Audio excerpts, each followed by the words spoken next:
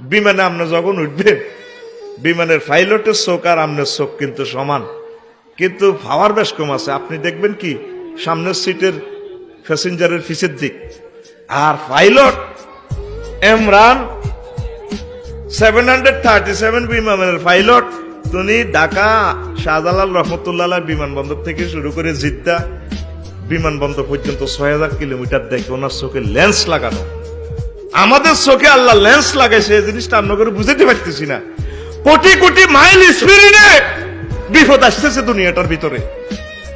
বাইরে প্রতিদিন উত্তপ্ত হচ্ছে ইউক্রেন আর রাশিয়ার যুদ্ধের পরিস্থিতি। ভাই 100টা বোমা যদি পড়ে 14 দিনের জন্য পৃথিবীটা ধোঁয়া স্বচ্ছন্ন।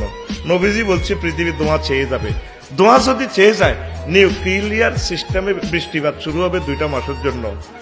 এই পরমাণু যুদ্ধে সমগ্র পৃথিবী শত শত বছরের জন্য বিকলাঙ্গ।